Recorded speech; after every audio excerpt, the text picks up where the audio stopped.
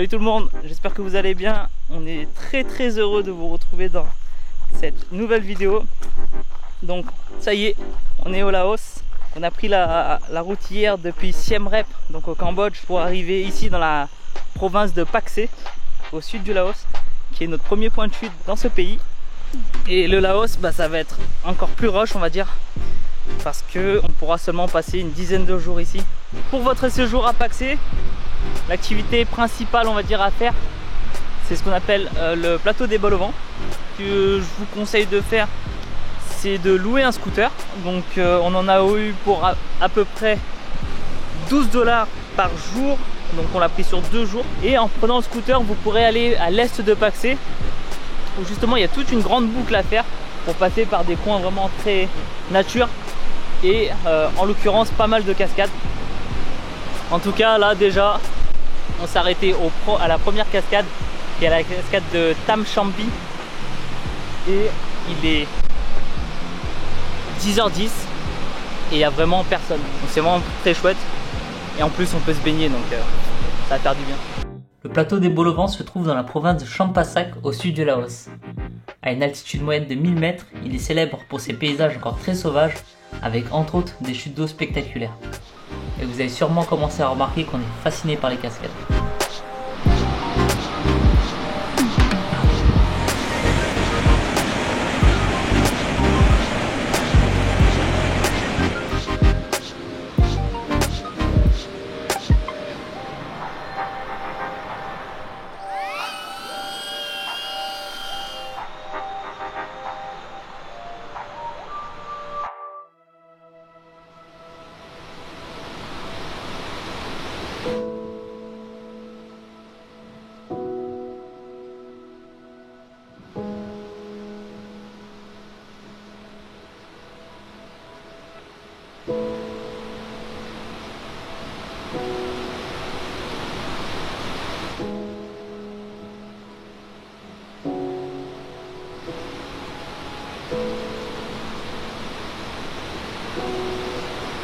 Le plateau des bols au vent, c'est aussi une terre et un climat propice à la culture du café et du thé.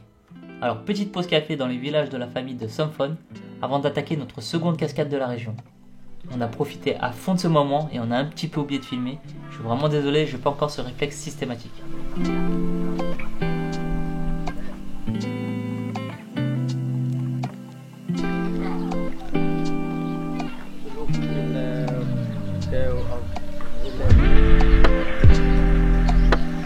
Donc deuxième cascade, Tat Phan, qui est une cascade qui se situe au niveau du village de Pak Song, à 40-45 minutes à l'est de Pak Se.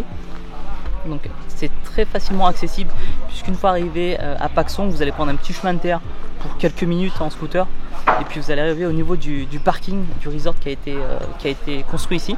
Donc ces cascades, on les appelle aussi les cascades jumelles, puisqu'en fait elles sont composées de 2 chutes d'eau au niveau de la vallée, et elles se jettent à 120 mètres de hauteur. Donc c'est les plus impressionnantes cascades de l'Asie du Sud-Est. Et puis si vous voulez rendre ça encore plus immersif, on va dire, sachez qu'il y a aussi un tour en tyrolienne qui est proposé. Donc là c'est vraiment très vertigineux. Donc on va pas le faire parce qu'on a pas mal de... Enfin on a toutes nos affaires sur nous, donc on va pas pouvoir les laisser. Mais en tout cas je pense vraiment que ça peut être une activité qui va vous permettre justement de distinguer cette cascade vis-à-vis des autres que vous allez faire au niveau du plateau de bols au vent.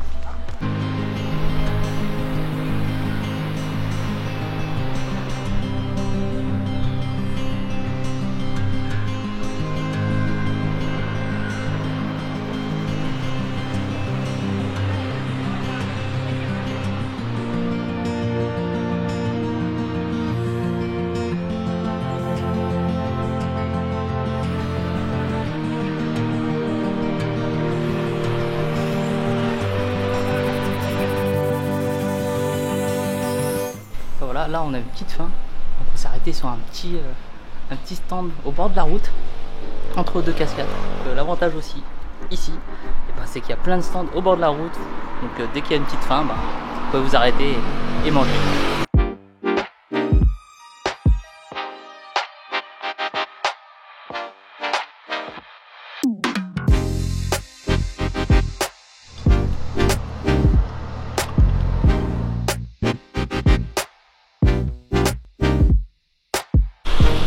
Et pour finir, la cascade de Tadyong. Tadyong, donc ça va être la cascade la plus touristique, la plus connue dans la région. Donc si vous voulez profiter pleinement, essayez d'y aller très tôt le matin. On l'a fait après Tat Phan, on a passé un petit peu de temps à Tat Phan. Du coup il y a un peu plus de monde maintenant. Elle est juste à côté de Tat Phan justement, donc entre 5 et 10 minutes en scooter, et très facilement accessible. Il y aura un premier niveau où vous pourrez vous arrêter avec des petites rivières et des petits pontons avant d'arriver vraiment au pied de la cascade. Donc c'est une cascade où vous pouvez vous baigner. Pour finir, c'est une cascade qui va être différente une fois de plus des autres et impressionnante de par son débit d'eau. Donc c'est vraiment sympa de voir que chaque cascade a vraiment sa petite particularité.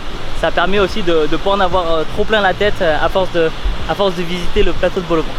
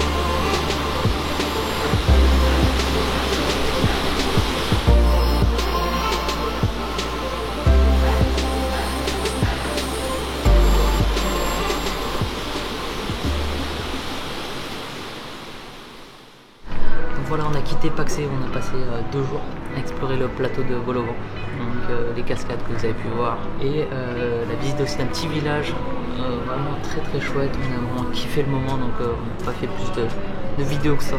Je suis désolé, mais c'était vraiment extraordinaire. Donc on a quitté Pak-se à 20 h, donc on a pris un bus couchette pour se rendre à Vang Vieng. Donc Vang Vieng qui est une ville qui se situe entre Luang Prabang et Vientiane. Vientiane on se situe actuellement, donc c'était le premier arrêt avant de prendre un deuxième transport pour Vang Vieng. Voilà. En attendant, on s'est arrêté dans un petit café pour se requinquer un peu et comme ça être en forme pour directement attaquer les visites une fois sur place.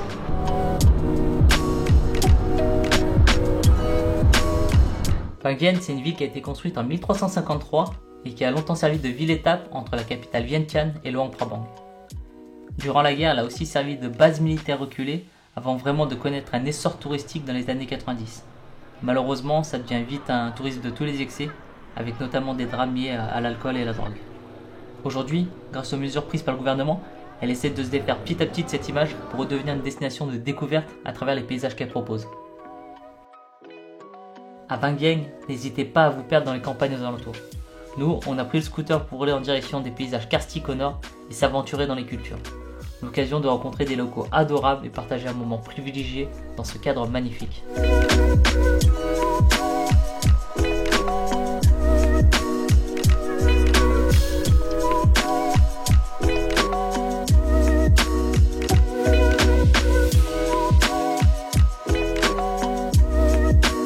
On rentre se coucher parce que le lendemain, on attaque les visites très tôt. Bon voilà, on est rentré depuis un petit moment de notre petite balade en ville. Il est 22 h et ça fait bien une demi-heure qu'ils ont lancé un karaoké. Là, je sais pas si vous entendez, mais ça braille dans tous les sens. Voilà, là je pense qu'on l'a entendu. Ça y est, c'est le petit matin, on s'est réveillé, on a passé une bonne nuit. Franchement, ça fait plaisir. Ils n'ont pas mis le karaoké jusqu'à je sais pas quelle heure, ils l'ont coupé assez vite. Donc nickel pour nous. Là, on va partir à l'ouest de Vang Vieng, où on retrouve notamment ce qu'on appelle les Blue Lagoons. Il y en a 6 je crois, si je dis pas de bêtises. Et on va aller visiter quelques-unes d'entre elles parce que c'est vraiment trop beau. Donc voilà, direction les Blue Lagoons en scooter. On se retrouve là-bas.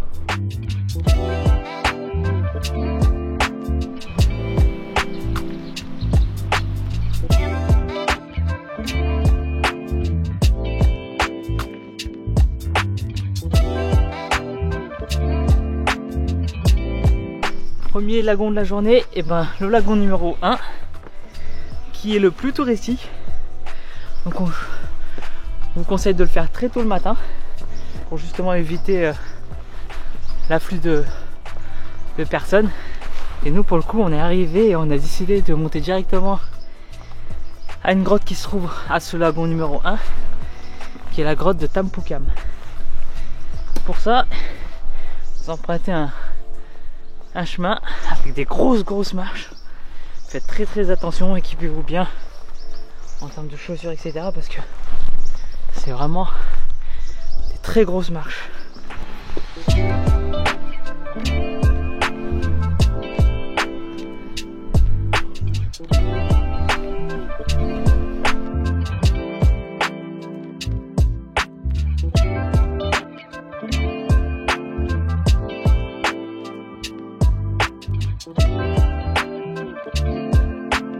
Donc premier lagon, Un peu déçu.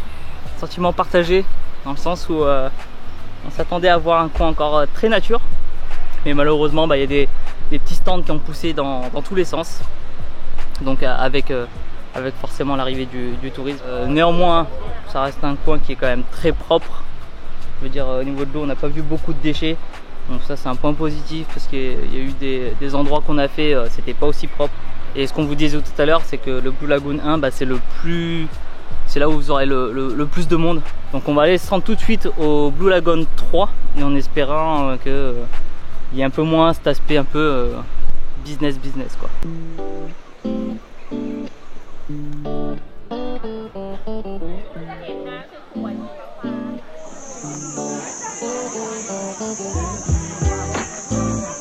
Donc nous voilà au Blue Lagoon 3. Qui se situe à peu près à 30 minutes de scooter du Blue Lagoon 1. C'est pas mal de chemin de terre, donc faites attention si vous venez aussi en scooter, ça peut être un petit peu glissant. Le Blue Lagoon 3 qui reste quand même un coin aménagé, mais en tout cas celui-là est beaucoup plus agréable que le 1. On n'a pas cette sensation de tourisme de masse où on est arrivé, il y a très peu de monde et c'est beaucoup plus calme que quand on a quitté le Blue Lagoon 1 tout à l'heure.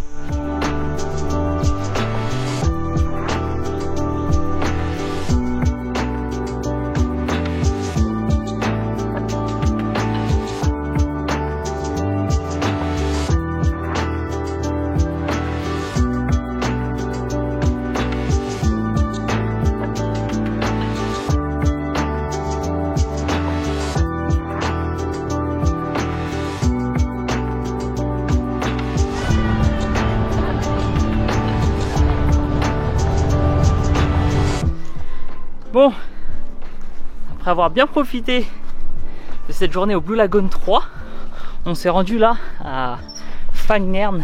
Alors je vais vous l'écrire plutôt que vous le prononcez parce que c'est assez compliqué. Pour faire le coucher de soleil. Donc, comme vous pouvez voir, je suis bien essoufflé parce que pour celui-ci, il y a une marche à faire de 30-40 minutes environ pour atteindre le sommet. Et je vous avoue, elle est assez raide. Donc voilà. Et en parlant en même temps, ça aide pas.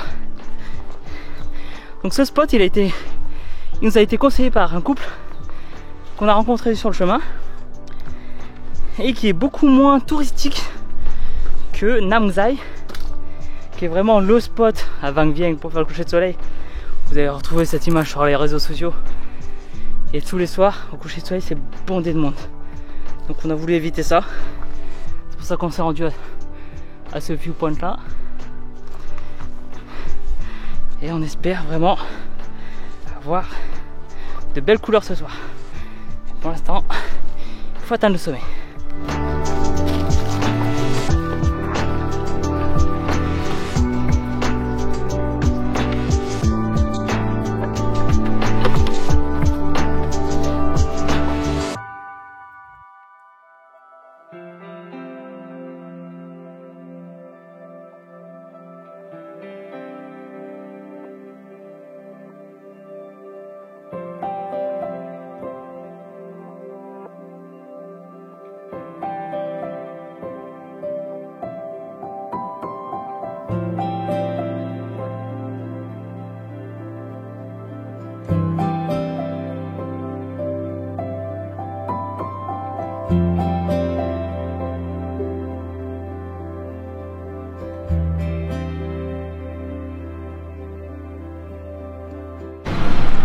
Voilà, on est arrivé à Luang Prabang.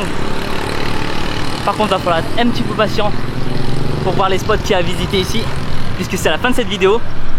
Comme d'habitude, si vous avez aimé, n'hésitez pas à lâcher un petit like. Et puis dites-nous aussi en commentaire ce que vous avez apprécié ou moins apprécié. En tout cas, restez connectés parce que dans le prochain épisode, déjà, on vous fait voir tout ce qu'il y a à visiter dans cette belle ville, enfin plutôt dans cette belle région. Bien plus de spots qu'on aura le temps d'en faire en 2 jours. Et puis aussi, une petite surprise. On va aller vivre une expérience hors du commun. Mais on vous en dit pas plus. Et on se donne rendez-vous au prochain épisode. Ciao!